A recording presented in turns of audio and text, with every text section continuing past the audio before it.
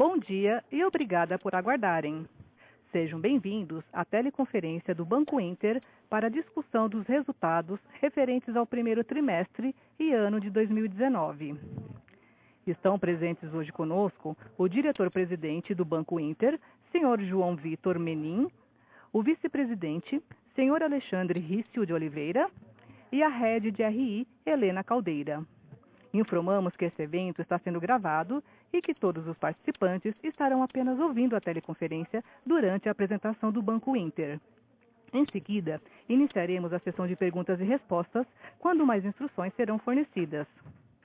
Caso algum dos senhores necessite de alguma assistência durante a teleconferência, queiram, por favor, solicitar ajuda de um operador digitando *0.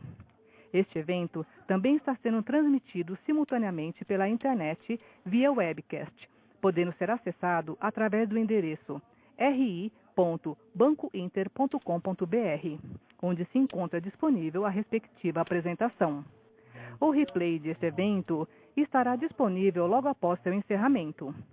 Lembramos que os participantes do webcast poderão registrar via website perguntas para o Banco Inter, que serão respondidas após o término da conferência pela área de RI. Gostaríamos de informar que esta teleconferência está sendo simultaneamente traduzida para o inglês, a fim de atender aos investidores estrangeiros da companhia. Antes de prosseguir, gostaríamos de esclarecer que eventuais declarações que possam ser feitas durante essa teleconferência relativas às perspectivas de negócios do Banco Inter, projeções, metas operacionais e financeiras, constituem-se em crenças e premissas da administração da companhia, bem como em informações atualmente disponíveis para o Banco Inter. Considerações futuras não são garantia de desempenho e envolvem riscos, incertezas e premissas, pois se referem a eventos futuros e, portanto, dependem de circunstâncias que podem ou não ocorrer. Gostaria agora de passar a palavra ao senhor João Vitor Menin, diretor-presidente, que iniciará a apresentação. Por favor, senhor João Vitor, pode prosseguir. Obrigado. Bom dia a todos. É um prazer enorme ter vocês aqui de novo, para a gente fazer o nosso quinto divulgação de resultados, desde que a gente abriu o nosso capital na B3 em abril do ano passado. Estamos aí com um ano de abertura de capital, fizemos nosso primeiro aniversário, com uma performance muito boa nas nossas ações, o que nos deixa muito satisfeito. E nesse quinto divulgação de resultados, não é diferente, a gente vai reportar resultados muito interessantes e falar um pouco, não só dos resultados, mas também um pouco do futuro da companhia. A gente é uma companhia jovem, moderna, digital, disruptiva, e a gente acha que aproveitar essa audiência que a gente tem no call para falar um pouco dos próximos passos é muito importante. E para auxiliá-los, a gente colocou no nosso Earnings Release, que a gente reportou, que está no nosso site de RI, um pouco dessa jornada que a gente está fazendo para construir, de fato, um super app aqui no mercado brasileiro. E a gente quis ilustrar um pouco assim, essa jornada desde o começo dela em 2015, quando a gente lançou a nossa conta digital, primeira conta 100% digital e gratuita do Brasil, até a chegada desse super app no segundo semestre de 2019. É importante falar que essa construção tem alguns marcos interessantes. Acho que um marco super importante para a gente foi os nossos 2 milhões de correntistas, que a gente alcançou agora no começo de abril. E mais, tão importante quanto esses 2 milhões de correntistas que a gente vem acumulando desde 2015, eu acho que nos deixou muito satisfeitos o fato de que em abril, que é o último mês fechado que a gente tem, a gente bateu o nosso recorde de novos correntistas entrando para a nossa plataforma. De novo, gente, não estamos falando de clientes, estamos falando de correntistas, tá? E foram 197 mil novos correntistas. Então foi o recorde e foi um recorde até com uma boa folga em relação aos meses antecedentes. Eu queria falar um pouco, aproveitando a imagem do nosso diagrama, dos 2 últimos movimentos que a gente fez, que ajudam a pavimentar um pouco o caminho para esse nosso super app. E são eles, a nossa PAI, que é a plataforma aberta Inter de investimentos. A gente lançou ela até no final de dezembro, mas a gente fez o rollout para os nossos correntistas no primeiro trimestre de 2019. E o sucesso dela foi muito grande, muito bacana. O Alexandre vai falar um pouco dos números. Eles realmente são chamativos, são muito legais. E o que a gente gosta de falar é que a gente pôs literalmente uma Charles Schwab ou vamos dizer aqui, tropicalizando aqui, uma XP dentro do nosso app. O segundo movimento, um movimento aí talvez até mais marcante, que a gente anunciou ontem à noite, conjuntamente com a UIS, que o mercado já sabe, já está acompanhando, foi a nossa associação, a nossa sociedade na nossa Interseguros. A gente está trazendo para junto desse nosso braço de seguros a maior corretora independente de seguros do Brasil, líder, a corretora disruptiva, que tem tudo a ver com o Banco Inter, com a mesma pegada, digital, jovem.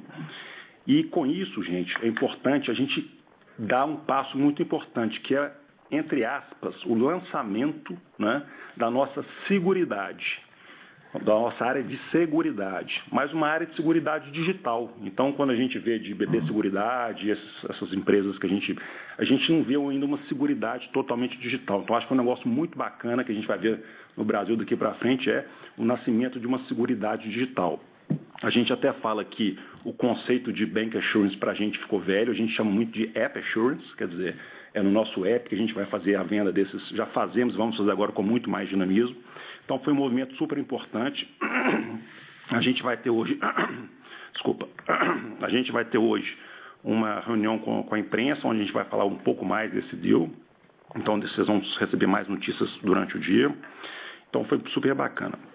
Esses dois movimentos, conjuntamente com a nossa plataforma de banking, que é a nossa conta corrente digital, que começou em 2015, e o fato da gente estar 100% na nuvem e ter uma TI leve, escalável e com microserviços, permite com que a gente, de fato, pavimente o caminho para a gente chegar no nosso super app no segundo semestre.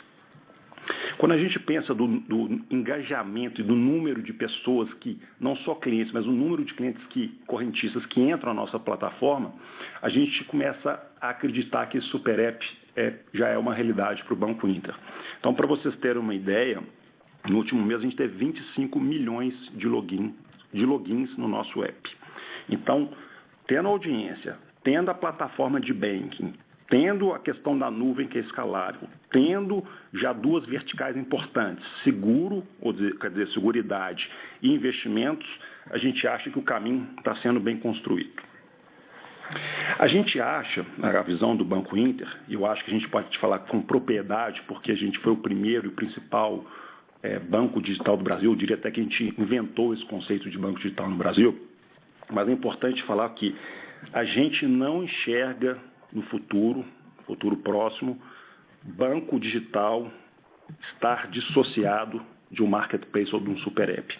A gente acha que esse caminho do digital banking, do super app ou marketplace, quer dizer, o banco digital com o marketplace, põe de pé super app, é uma relação simbiótica importante e a gente está trabalhando muito forte para colocar isso de pé. Quando a gente vê, por exemplo, que nesse primeiro trimestre a gente teve mais de R$1,5 bilhão de transação nos nossos cartões de débito e crédito fora da nossa plataforma, quer dizer, nos merchants na rua, a gente fica confortável de que a gente pode trazer parte grande desse spending até aumentar ele no nosso marketplace com serviços e produtos. Falando um pouco agora do nosso propósito, a gente queria reforçar aqui que a gente continua muito forte nesse conceito, nesse propósito de fazer uma revolução bancária no Brasil. E isso está acontecendo numa velocidade incrível. E a gente tem muito orgulho, a gente fica muito satisfeito quando a gente vê que agora em abril, começo de abril, final de março, o nosso tarifômetro, para quem não sabe, o nosso tarifômetro, a gente mede em tempo real as tarifas que os nossos clientes deixaram de pagar, ele bateu mais de R$1 bilhão em economia para os nossos clientes, desde que a gente começou as medições em meados de 2017. E a gente gosta de falar isso porque, mesmo sabendo que isso reduz a nossa receita, piora nosso índice de eficiência, a gente enxerga como um caminho sem volta. E sendo um caminho sem volta, a gente quer continuar sendo protagonista dessa tendência. A gente sabe que isso pode, num determinado momento, piorar a nossa lucratividade, piorar nosso índice de eficiência, mas a gente prefere antecipar a tendência e trabalhar para fazer com que a gente melhore todos esses indicadores do que depois ser um retardatário e perder a vanguarda dessa tendência. Outro ponto que eu queria falar um pouco também de futuro é com relação ao que a gente está se tornando. Além dessa questão do super app, quando a gente pensa só em banking, a gente estava fazendo alguns números e muito provavelmente a gente chega no final desse ano sendo o 6º maior banco brasileiro em número de correntistas. E a gente está falando de uma jornada que começou há mais ou menos 3 anos. Então a gente sente muito orgulho de ter conquistado isso num prazo muito curto, com muita qualidade e um produto que é muito bem aceito pela nossa sociedade. E não só é importante essa posição de destaque, mas o que isso traz junto. A gente está agora falando de banking da parte de crédito, não da parte de serviços do nosso Super App. Quando a gente tem um banco de varejo dessa magnitude, a ancoragem é muito boa, porque você traz junto um funding extremamente competitivo de custo, extremamente pulverizado, ou seja, um funding muito saudável. Um funding muito saudável, gente, nos permite ter um custo de juros muito mais competitivo para os nossos clientes.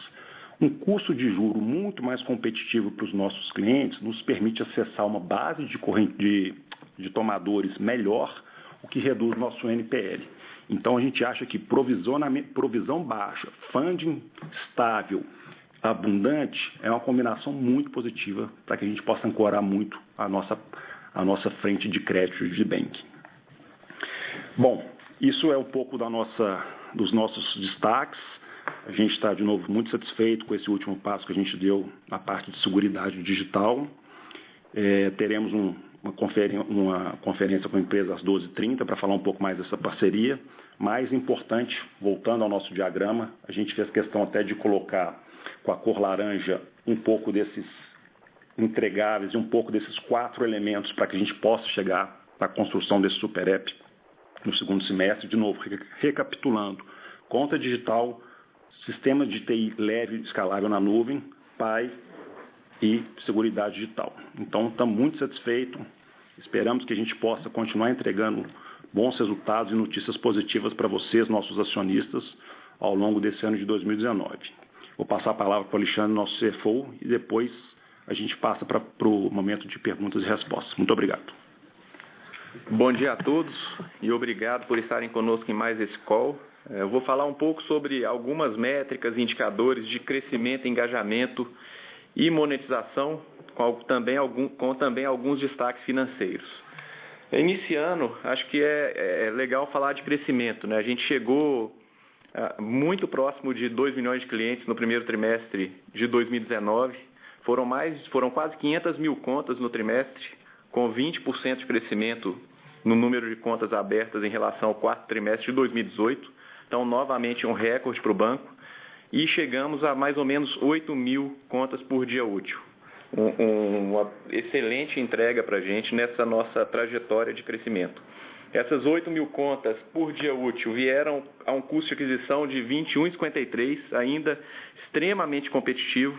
É um custo bastante baixo para fazer aquisição de clientes e é fruto da nossa estratégia, né? A questão de ter um produto completo com alto índice de referral e com um Net Promoter Score de 71. O que acontece com isso é que os clientes recomendam e a gente consegue continuar a nossa trajetória de crescimento com um custo de aquisição desse padrão.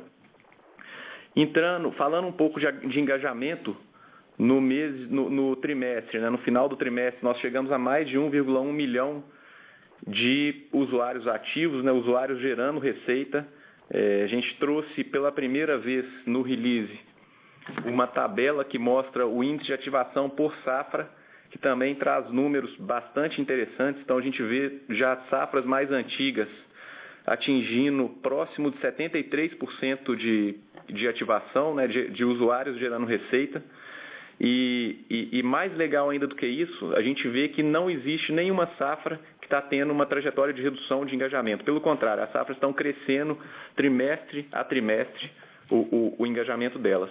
Fruto do quê? Fruto da gente ter um banco completo que se torna cada dia mais completo. Então, o cliente que não usava o banco, não via uma razão para se engajar, começa a haver uma razão para se engajar à medida que a gente lança a PAI, à medida que a gente lança gift cards e outros produtos. A gente trouxe também nesse release uma tabela de cross-selling, né, que é nosso indicador de cross-selling. Então, uma tabela por safra mostrando a evolução desse cross-selling também traz alguns números bastante interessantes. Então, a gente já chega nas safras mais maduras, aproximadamente 3 produtos por cliente, e no movimento de cross-selling que a gente entende que está só começando, né? Então, o fato, de novo, de a gente estar com um banco completo, com diversos produtos, já traz para a gente 3 produtos em média por cliente nas safras mais maduras. E, à medida que a gente explore de forma cada vez mais eficiente os logins, então o João Vitor falou 25 milhões no último mês, no primeiro TRI a gente teve 56 milhões de logins. A gente tem muita oportunidade para maximizar esse cross-selling, então a gente acha que 3 é só o começo. Falando um pouco da parte de monetização, né? A gente começa falando sobre custo de funding. A gente continua com o funding fortemente concentrado em varejo, então 90% do nosso funding, na hora que a gente inclui depósitos à vista, está no varejo. A gente chegou a um custo de funding de 76,2% CDI, um valor bastante inferior à melhor das nossas expectativas, se a gente voltar atrás para final de 2015. E custo esse competitivo e provavelmente inferior ao dos grandes bancos. E a gente atingiu, nesse primeiro trimestre, 26,5% no nosso Fee Income Ratio, né? Nossa receita de serviço. Então, a gente chegou a 38 milhões e meio no primeiro trimestre, foi 106% de crescimento em relação ao primeiro trimestre de 2018. Destaques para as receitas de floating, com 10,3 milhões, 9 milhões e meio nas receitas de intercâmbio dos cartões, né, fruto do mais ou menos 1,5 bi de movimentações que o João Vitor comentou mais cedo, e as corretagens de seguros chegaram a 4,4 milhões. Continuando, outro indicador importante que continua com uma evolução super legal, né? A gente chegou a 843 milhões de reais de depósito à vista no fim do primeiro trimestre, foram mais de 220 milhões de crescimento. E esse indicador, eu falo que ele tem uma importância dupla, né? Ele tem importância na redução do nosso custo de funding, mas ele é um super indicador de engajamento dos clientes. Então, uma premissa básica para um cliente se engajar com o Banco Inter é trazer dinheiro para dentro da conta. Se ele traz dinheiro, esse saldo aumenta. Então, a gente fala que ele é um indicador de controle que as coisas estão dando certo e felizmente, aqui a gente viu um excelente crescimento. Mais alguns números, né? Nós ultrapassamos 700 mil cartões em uso no primeiro TRI desse ano. Ano passado a gente estava falando de 200 mil cartões em uso, então um crescimento novamente importante. A plataforma aberta, né? A gente falava no final na divulgação do resultado do ano passado, que a plataforma aberta traria uma aceleração do número de investidores do banco, e isso de fato aconteceu. A gente cresceu 52% o número de clientes que têm recursos investidos aqui no banco. A gente foi para 175 mil pessoas já com investimentos aqui, especificamente o DTVM e questão de home broker, etc., que a gente quase triplicou o número de clientes. E isso tudo ainda sem contar com o cashback, né, que foi uma novidade que nós tivemos, cashback para investimentos em fundos, uma novidade que foi lançada aí em meados de abril, que vai vir catalisar ainda mais esse crescimento. Alguns destaques finais financeiros. Nossos ativos chegaram ali próximos de 6 bilhões de reais no final do trimestre, 3 bilhões e pouco mais de 3,5 bi na carteira de crédito ampliada. Esse é um crescimento de mais de 30% ano contra ano. Chegamos a um lucro líquido de 12,1 milhões, com crescimento de 16% frente ao primeiro trimestre do ano passado, com o ROI de 5,1%. E, finalmente, o nosso Basileia, que terminou o ano passado em 29,9%, chegou agora no final do primeiro TRI em 25,8%.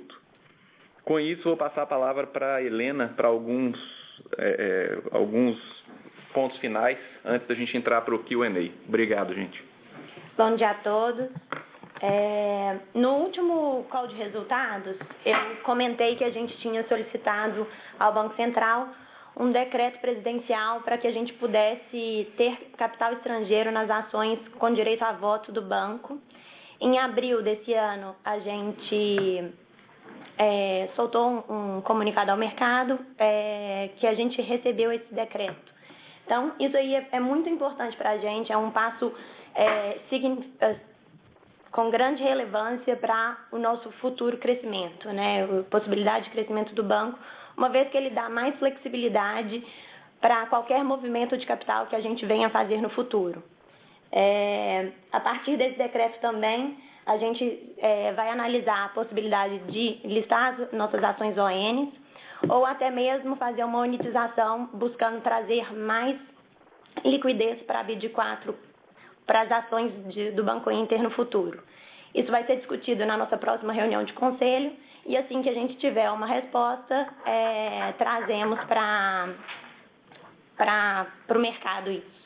E queria agradecer também a participação de todos vocês no call e dar uma atenção especial, um agradecimento especial para os nossos 25 mil acionistas, pessoas físicas, que completam a nossa base e mostram bastante engajamento da nossa proposta de valor, tanto para os clientes, mas também em potencial de geração de valor aqui para o mercado financeiro. Bom, com isso a gente pode abrir para perguntas e respostas. Senhoras e senhores, iniciaremos agora a sessão de perguntas e respostas. Para fazer uma pergunta, por favor, digitem *1. Para retirar a pergunta da lista, digitem *2. Nossa primeira pergunta vem do senhor Thiago Kapulskis, do BTG Pactual. Oi, bom dia, João Vitor, Alexandre, Helena e todos que estão escutando o call. Obrigado pela oportunidade de fazer perguntas. Eu gostaria de fazer duas perguntinhas. Acho que a primeira, acho que assim, vocês acho que falaram, João Vitor, muito bem sobre essa questão do Super App, os planos de vocês, etc. Né? Acho que se vocês pudessem comentar um pouquinho mais, acho que minha dúvida é mais a seguinte, né? Vocês claramente estão construindo aí um ecossistema meio que passo a passo, né? Então vocês foram lá e construíram a conta digital, depois vocês foram lá e construíram uma plataforma de investimentos que está cada vez mais robusta, com mais produtos. Agora trouxeram um parceiro aí conhecido e vamos dizer renomado para ajudar vocês em seguros, né? O que eu queria entender um pouquinho mais é o que vocês acham que está faltando, né? Para esse ecossistema ficar 100% completo, né? Assim, digo, tem alguma coisa que vocês ainda encontram como um gap ou algo que vocês acham que dá para trabalhar? Aí falando mais em termos de serviços financeiros mesmo, né? Porque o Super App provavelmente tem toda essa parte lifestyle, etc., que vocês já falaram muito bem que estão trabalhando, né? Talvez o crédito, né? Principalmente o cartão, vocês veem como uma possibilidade aí para reforçar esse ecossistema também, né? E se vocês também até puderem comentar como é que está isso, né? Vocês também trouxeram um CRO novo, etc., alguns meses atrás, e se puderem falar como é que está a construção aí vamos dizer, o reforço desse produto, acho que seria um ponto interessante, né? E a minha segunda pergunta é em relação justamente a essa questão do custo de funding, né? Vocês, de fato, a gente está vendo esse custo cair todo trimestre, né? E eu queria entender um pouquinho mais o que vocês acham que pode ser de patamar, né? Quer dizer, vocês veem esse custo continuando para baixo ainda mais, ou vocês acham que ele está chegando já num nível mais de estabilização? Acho que é isso. Obrigado, pessoal. Bom, Thiago, é João Vitor que está falando. Obrigado pelas perguntas. Vamos lá primeiro, vou começar de trás para frente aqui, vamos no funding primeiro, que é mais fácil. O que a gente está vendo do custo de funding? Como eu falei lá na minha explanação, eu acho que essa ancoragem do funding, ela é fundamental. Eu não enxergo um banco que seja físico, digital, moderno, tradicional, funcionar bem em condições normais sem um funding competitivo. Quando eu falo de funding competitivo, eu falo não só custo, mas a qualidade. Não adianta você ter uma fundação, por exemplo, que tem não sei quantos bilhões com CA 70 do CDI e você está na mão de uma pessoa só. Ou ter uma dessas distribuidoras que a gente tem hoje no mercado com funding bom e está na mão também de uma ou duas pessoas. Então, Eu acho que isso é fundamental. Acho que assim, a gente está muito satisfeito com o que a gente conseguiu conquistar em pouquíssimo tempo com relação a funding. E se a gente for pensar assim, até onde que isso vai, eu acho que ele tem um limite técnico, sabe, Thiago? Porque onde que eu acho que é a barreira? A barreira não é a redução para 70 ou 60 ou 50, porque à medida que a gente vai ganhando mais depósito à vista, e o Alexandre falou muito bem sobre aquele engajamento, como é que as pessoas de fato estão usando o Banco Inter como seu banco primário, hipoteticamente você teria meio que vamos dizer, um piso infinito, você poderia ir baixando. Mas onde que a questão técnica que eu falei? É a questão de ALM. Quer dizer, a gente não pode ter um passivo também só de depósito à vista, a gente tem que ter nosso depósito a prazo, tem que ter nosso LC de prazos mais alongados, enfim. Então, colocando essa bagunça toda aí no liquidificador, eu acho que, vamos dizer assim, um piso aí de 70%, um número de 70%, eu diria que pode ser um piso, e à medida desse patamar a gente começa a ter que compor mais a LM, ter um pouco mais de depósito a prazo, de ligue, esses instrumentos todos, por exemplo, o mercado imobiliário, que a gente é muito forte, e isso ajuda a segurar, atenuar um pouco essa queda. Então, vamos dizer, obviamente é um número cabalístico, mas eu diria que 70% seria talvez um piso para esse custo de funding nosso. Com relação à sua primeira pergunta, de gap, eu acho que, falando de serviços financeiros, obviamente, os serviços financeiros é muito amplo, você tem muita coisa para fazer, mas eu acho que a gente está muito bem posicionado já. Com essa questão que a gente está chamando aqui dessa seguridade digital, eu acho que em serviços financeiros a gente dá agora uma envelopada boa, porque você abre possibilidades de consórcio, que substitui, por exemplo, um financiamento de veículos que a gente não tem, você abre as possibilidades quase todos os seguros, você abre a possibilidade de fazer a parte de previdência, a parte de capitalização, inclusive, que apesar de ser um produto que é mal falado, tem uma aderência para algum tipo específico de público, e quando a gente fala de um banco de varejo com milhões de clientes, você tem público dos mais variados tipos e condições econômicas e conhecimento, então pode ser um produto legal. Então, eu acho que nesse aspecto a gente está bem coberto. O que eu acho que a gente fala que falta? Não é nem os produtos, e eu estou falando do financeiro que você me perguntou, tá? É muito mais agora continuar escalando e fazendo com que a penetração na nossa base seja melhor. E, falando do nosso CRO que você comentou, do Rogério, ele tem uma importância grande, porque à medida que a gente vai melhorando os nossos modelos, não é nem creditício, mas os nossos modelos de avaliação do perfil socioeconômico dos nossos clientes, com muito data, com muita tecnologia, a gente consegue já pré-aprovar vários produtos, vários serviços financeiros para esses nossos clientes. E não só aprovar do ponto de vista de crédito, Thiago, mas também fazer com que o nosso CRM seja mais assertivo. À medida que a gente tem o extrato social e todo o conhecimento profundo desses clientes, a gente consegue fazer isso. Então, acho que do ponto de vista de gap de produtos financeiros está também empacotado. Acho que o cartão de crédito que você comentou deve ter uma tendência de crescimento, sim. E, de novo, hoje 100% do spending dos nossos clientes são fora da nossa plataforma. A gente quer que isso mude, não vai mudar rapidamente, mas que a gente possa ter spending dentro da nossa plataforma, aí sim serviços também não financeiros. Então, esse é um pouco do conceito do nosso Super App. Tá super clara a resposta. Obrigado, João Vitor. Obrigado, pessoal. Obrigado. Nossa próxima pergunta vem do senhor Gabriel da Nóbrega, do Citibank. Bom dia, João Vitor, Alexandre e Helena. Muito obrigado pela oportunidade. A gente viu pelos seus dados operacionais que vocês já atingiram mais de 2 milhões de contas. Então, eu imagino que esses 2 milhões de contas, eles já estão começando a transacionar mais com vocês, já estão gerando mais volume também. Então, a minha questão aqui com esse maior volume, vocês já estão conseguindo reduzir alguns custos variáveis, como o saque, como o saque e o pagamento de boleto também. Eu acho que seria interessante aqui se vocês pudessem compartilhar com a gente como é que está essa discussão desses preços com seus fornecedores e como é que isso pode evoluir, dado que vocês estão crescendo muito rapidamente a base de clientes. Eu vou fazer uma pergunta depois. Obrigado. Bom, Gabriel, João Vitor aqui de novo. Eu acho que é um ponto interessante, porque, na verdade, o que a gente percebeu com relação a esses custos variáveis? Quanto mais a gente cresce, maior esses custos aumentam do ponto de vista nominal, né? Então, no primeiro momento, você fala assim, poxa, a gente tem, teoricamente, uma ineficiência de escala. Mas o que acontece? O que está começando a acontecer? Em algumas frentes a gente já capturou isso, em algumas frentes a gente vai capturar. O exemplo do saque é um exemplo importante para vocês entenderem. Olha para você ver, a despesa de saque nossa tem aumentado exponencialmente. Por quê? Porque a gente subsidia o saque. Agora, olha que interessante, se a gente volta naquela colocação da gente ser o sexto maior banco em número de correntistas do Brasil e, hipoteticamente, vamos falar, ser o sexto maior banco em número de saques, hoje o Banco Inter ele passa a ser relevante, por exemplo, uma Tecban, passa a ser relevante, por exemplo, uma SacPag, que é uma empresa que está entrando, assim, entrou de algum tempo nesse setor.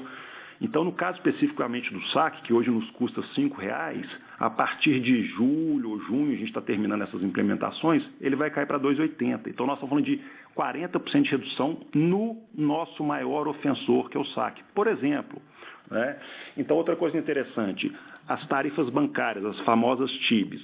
Olha que legal isso. Pela primeira vez, em março, se eu não estou enganado, ou fevereiro, o número de envios de TEDs de clientes do Banco Inter para clientes do próprio Banco Inter superou o número de envio de TEDs para o Banco Itaú, que é o Banco 341 ou 342, agora eu não me lembro, que era o maior recebedor de TEDs nosso. Então, à medida que você vai tendo esse efeito de escala, você começa a ter um benefício dessas tarifas no aspecto, por exemplo, da TED e no aspecto de negociação com os fornecedores, porque você passa a ser um player relevante. Então, a questão do cartão de crédito é uma iniciativa que a gente está tendo também de poder pensar em otimizar isso. A gente hoje emite 200 mil cartões por dia, então a gente está bem animado com o que a gente vai entregar em termos de redução de custos operacionais, vamos dizer assim, de OPEX para manter essa conta digital nossa.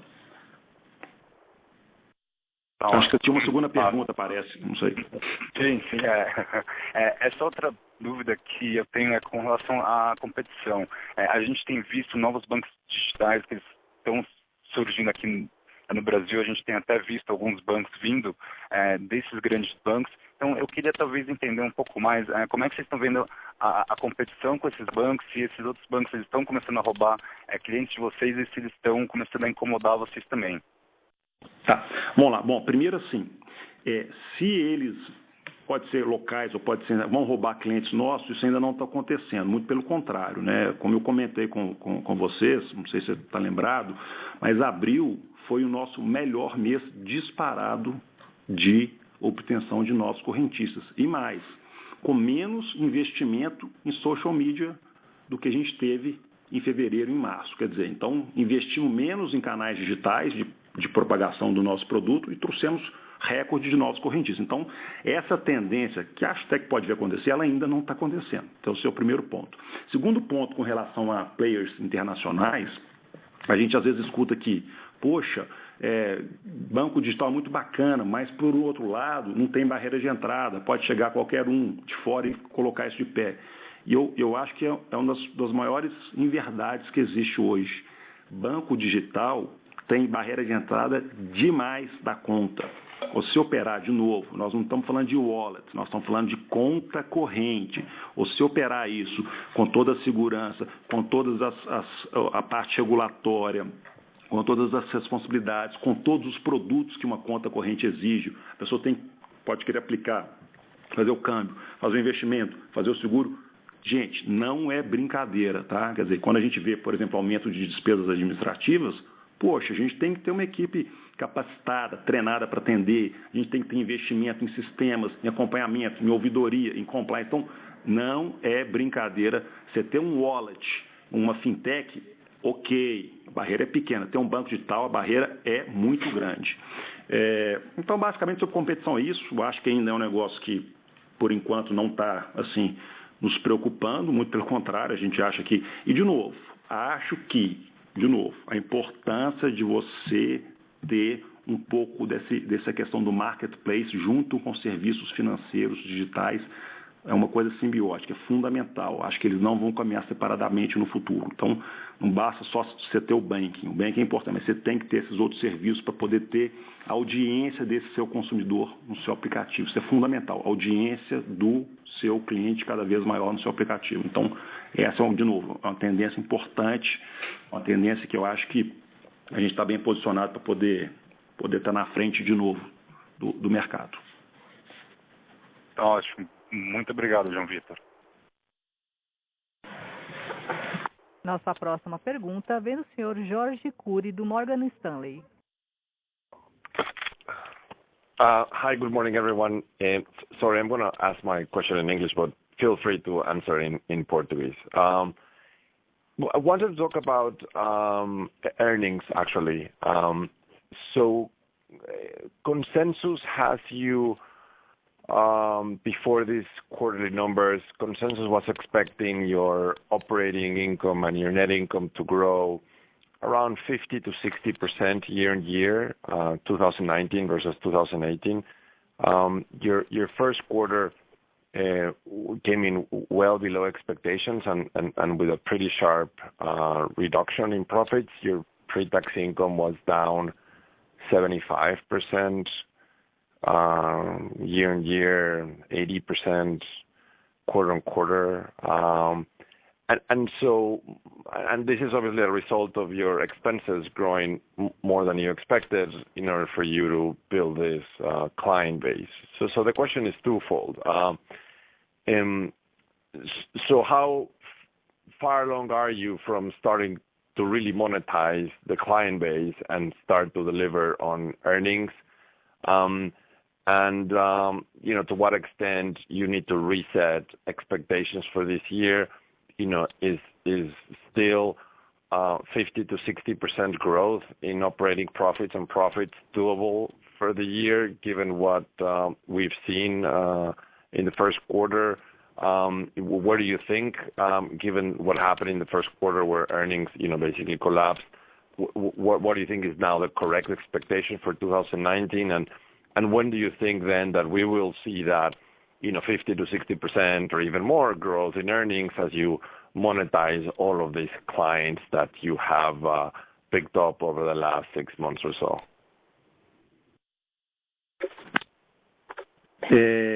Tá bom, Jorge Cury, eu vou responder em português, tá? Isso mesmo. Sim, obrigado. Tá bem, obrigado. O português está bem, obrigado. Tá bom. Bom, vamos lá. Vamos falar um pouco sobre resultados financeiros, como você falou, do primeiro trimestre de 2019. Bom, a gente teve um resultado 15% maior que o primeiro trimestre de 2018. Tipicamente, o nosso primeiro trimestre é o pior deles, sempre foi, mas tudo bem, faz parte. Ano passado a gente teve um pior primeiro trimestre. A gente melhorou consideravelmente ao longo, por vários motivos, que a gente poderia explorar, atividade, enfim. A gente teve um impacto, diria que, bastante grande nesse primeiro trimestre, que foi o GPM. A gente tem uma carteira grande ativada em GPM, que é o nosso mortgage e o nosso home equity. Então, ele isoladamente teve um impacto grande, tá? E a gente teve outro impacto grande, se a gente for quebrar o que a gente acha que saiu fora da expectativa de mercado, em termos de custos. E que tipo de custo que a gente está falando? Você comentou de trazer novos clientes. Esse não é o principal custo que a gente tem, até porque o nosso CAC é muito baixo. Tá? O nosso maior custo é montar essa plataforma toda que a gente está falando. E é importante a gente ressaltar, o Jorge, porque, vamos lá, a gente não monta um banco, o sexto maior banco brasileiro, e não só o banco, a plataforma, a seguridade, um app completo, sem investimento, sem trazer gente, sem trazer um punhado de coisa que, num primeiro momento, nos custa, faz parte. Então, isso é um pouco do impacto. E um terceiro impacto, vamos dizer assim, um pouco maior, com relação ao provisionamento. A gente teve um pouco mais de provisionamento no nosso cartão de crédito do que estava, por exemplo, no nosso orçamento. E eu diria até que quase que é uma boa notícia, porque a gente vê a importância que foi a gente ter trazido no começo do ano o nosso CRO, Rogério. Já implementamos o nosso novo modelo. Acho que a gente vai ter uma melhoria considerável de provisionamento de cartão de crédito, mas não deixa de ser uma atenção à questão da provisão do cartão de crédito. Fizemos uma adequação na nossa taxa, que é importante. obviamente, ela impacta muito pouco no primeiro trimestre, porque a gente mudou ela em março, então ela começa a impactar agora. Então, acho que isso vai ajudar um pouco também no nosso NII. Então, com relação a expectativas que você falou do ano, a gente continua muito animado com relação ao resultado. E mais, eu acho que a sugestão que eu dou para você é de pensar no Banco Inter um pouco além de NII só de crédito. Quer dizer, a gente tem essa parte de serviço, a gente tem a parte vamos dizer, de resultados não recorrentes, porque à medida que a gente tem, de novo, um banco de 3,5, 4 milhões de correntistas, você tem muita alavanca, mas muita alavanca mesmo para monetizar em termos de serviço. Então, pensa isso, muita alavanca, muita opcionalidade para poder monetizar serviços, que é mais positivo que a NII. Você perguntou também sobre... acho que era isso, né? Enfim, se eu tiver esquecido alguma coisa, por favor, complementa, Jorge. Yeah, thank you. So I just wondering to what extent, given what happened in the first quarter in terms of earnings coming in down 70% year on year, 80% year on year, depending if you look at pre-tax earnings or operating profits, but somewhere around 80% year on year, which obviously has nothing to do with seasonality. But so to what extent do you think you can still get to the consensus number of growing your profits or operating profits around 50 to 60%? Was this just a very particularly weak quarter and we should see the rest of the year a very sharp ramp up? Or you think that, given that you've been building the platform at a faster pace, as you mentioned, and you're gaining more clients, whether the expectation for that 50 to 60% growth is not the right one anymore for 2019, and maybe, it's in 2020, and maybe the 2020 number should be better than consensus. I'm just trying to understand, there's a consensus out there with expectations that now seem to be far from the reality, at least from what we saw in this quarter, and that's the part I'm trying to understand. Tá bom, Jorge. Vamos lá, vou tentar endereçar a sua dúvida aí da melhor forma possível. Bom, primeiro eu acho que a gente vai melhorar, sim, bastante o resultado nos próximos trimestres, em função dos pontos que eu já falei para você. Provisionamentos, cartão um pouco fora, IGPM e um pouco mais de despesas. Ponto final. Eu acho que, de cabeça, não sei qual é o consenso dos resultados, não sei nem qual é o call do Morgan Stanley com relação aos resultados do banco, mas é importante falar o seguinte: nós iremos fazer o que a gente acha que é mais importante para os nossos acionistas no médio e longo prazo. Se a gente quisesse dar um resultado nesse trimestre bem maior do que a gente deu, a gente teria dado, e de maneira fácil, tá? Então, assim, todas as nossas reuniões de conselho, a gente discute um pouco de rentabilidade, um pouco de crescimento. De novo, nós estamos falando da empresa disruptiva, por mais que sejamos um banco, de uma empresa inovadora, e a empresa está crescendo muito. Essas decisões nossas são constantes, a gente vai arbitrar e ajustar isso ao longo do ano. Acho que a gente tem condições, sim, de chegar nos números que o mercado espera, em torno de 40% de crescimento do resultado. Não estou dando guidance, só que só faremos isso se a gente achar, aí eu falo management e board, conselho, que isso é o melhor caminho para o Banco Inter.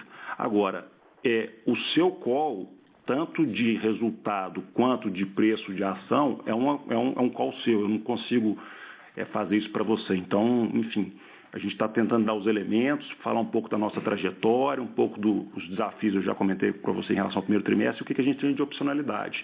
Enfim, acho que aí é um trabalho que o analista tem que fazer e tentar prever se a gente está na tendência correta ou a gente está na tendência errada. Enfim, acho que esse é o máximo que eu posso te dar de previsibilidade de informações. Thanks. That was clear. And just, I am referring to the consensus numbers, not necessarily my numbers. I'm just, there is a market expectation out there that, you seem to be far from it, and maybe it's also in the best interest of the company, to make sure that the market also understands exactly what the reality of the earnings could be. But I fully understand. Thank you. Okay, thank you, Jorge. Senhoras e senhores, lembrando que para fazer perguntas, basta digitar *1. Nossa próxima pergunta vem do senhor Rodolfo Ribeiro, da Capital Plan. Olá, pessoal. Bom dia. Obrigado pela divulgação de resultado. 2 perguntas bastante rápidas aqui, só para entender um pouco a cabeça de vocês. A primeira delas sobre a plataforma de investimentos, tentando entender um pouquinho como que no tempo vocês têm interesse em se posicionar nesse sentido, né? A gente tem visto já as plataformas, como vocês comentaram, no perfil Charles Schwab e XP já se estabelecendo e tendo uma ponta de serviço relevante com os agentes autônomos, e temos aí nascendo alguns como o PI do Santander, que são plataformas totalmente digitais, mas de alguma forma entregam parte do rebate que iriam para o agente autônomo, barateando a estrutura de cada um dos investimentos sendo feitos. Então, só para entender se no tempo a ideia de vocês é fazer da plataforma de investimento de vocês um veículo que também use a ideia de ser digital para trazer investimentos numa precificação melhor do que as outras plataformas que vamos chamar hoje de, entre aspas, um pouco mais tradicionais. Essa é a primeira pergunta. E a segunda pergunta que eu gostaria de fazer é com relação ao crescimento, né, que a cada mês que passa a gente percebe que a entrada de novos clientes ela é maior. Então, uma coisa que eu gostaria de entender um pouquinho mais do médio e longo prazo, a visão de vocês, é sobre o que precisa ser feito para continuar ampliando a intensidade da entrada de novas contas e de novos clientes ativos. E nessa mesma linha, como é que vocês enxergam se existe algum ritmo que é um ritmo máximo, um ritmo que vocês enxergam como mais sustentável de longo prazo para a entrada de novos clientes, ou se vocês vão se adequando para que isso continue tendo um crescimento por conta de indicações, etc. Obrigado. Tá bom, Rodolfo. Bom, primeiro vou falar da plataforma aberta Inter, e eu falo dela com muito prazer e muito orgulho, porque a gente está muito animado e acho que foi uma sacada bem legal. Talvez a gente tenha falhado em nos comunicar corretamente com o mercado, porque a sua dúvida, ela até me surpreende, porque ela é exatamente o conceito que a gente montou a nossa plataforma aberta Inter. Ela, como o Alexandre falou, foi a primeira a dar o cashback de volta para os fundos de investimento. E por que isso, Rodolfo? Ela tem muito a ver com o DNA nosso. Quando a gente fez a primeira conta digital do Brasil, foi com a seguinte premissa: na hora que a gente tiver uma conta que é digital, não tem agência, não tem guarda armada, porta giratória, a gente pode devolver para o cliente o dinheiro que ele gastava em tarifas bancárias que, entre aspas, mantém aquela rede. E nos investimentos a gente fez exatamente a mesma coisa. Então, assim, talvez, que pena que não ficou tão claro para o mercado, mas enfim, vamos até trabalhar para poder deixar isso mais claro. A nossa PAI, ela não vai se transformar, ela já nasceu 100% digital.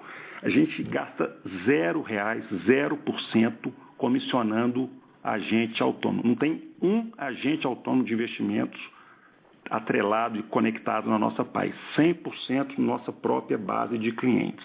E é aí que a gente vê que está o valor.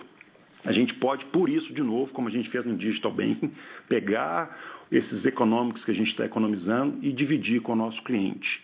Assim como a gente vê, você citou um exemplo legal, o que a PI está fazendo, o que outros players, e de novo, podendo entregar um fundo com mais rentabilidade, um fundo mais aderente para aquele consumidor, e de novo, principalmente para o long tail. Não estamos falando que é para o cara do private, principalmente para o cara do long tail, que é mais mal assistido, mais mal servido no mercado. Então, essa é com relação à sua primeira pergunta.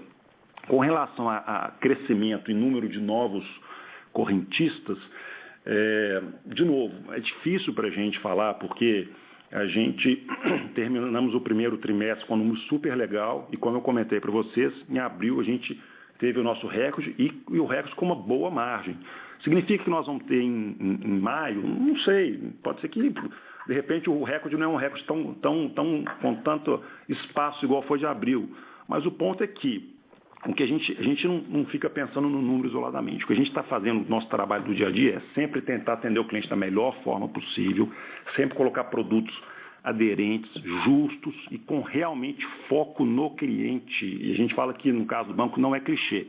Pensar o que o cliente está precisando, o que o cliente precisa, dar para ele aquela combinação que eu falo muito de 3 coisas: experiência digital, gratuidade ou eficiência de rentabilidade nos investimentos e na taxa de juros mais baixa, e plataforma completa, vários serviços embarcados nesse app.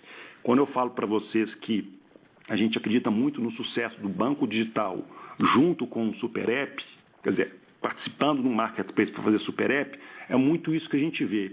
A gente tem que ter a audiência desse cliente de um jeito ou de outro, seja nos investimentos, no empréstimo, serviços financeiros, seguridade digital agora, que passa a ser um negócio forte nosso.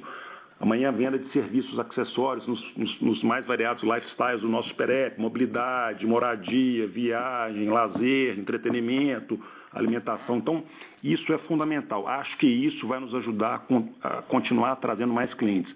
Agora, chegamos no nosso ritmo ideal? Não sei, difícil falar. Se a gente falasse que a gente vai crescer mais, se a gente falar que a gente já está no top de número de novas contas por dia, eu acho que é um achismo. O que a gente vê é que dá para continuar crescendo nominalmente os correntistas e chegar no final do ano com um banco com um número bem maior de correntistas do que a gente tem hoje. Então, acho que a gente não dá guidance, mas a gente tem um número que a gente fala muito com os analistas, nos nossos non-deal roadshows, que é aqueles 3,5 milhões de correntistas. A gente acha que isso é um número plenamente alcançável, confortável.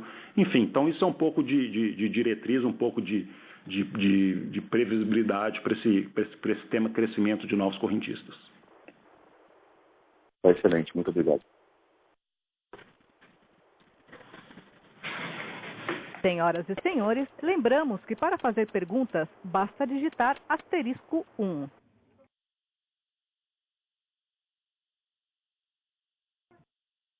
Encerramos nesse momento a sessão de perguntas e respostas.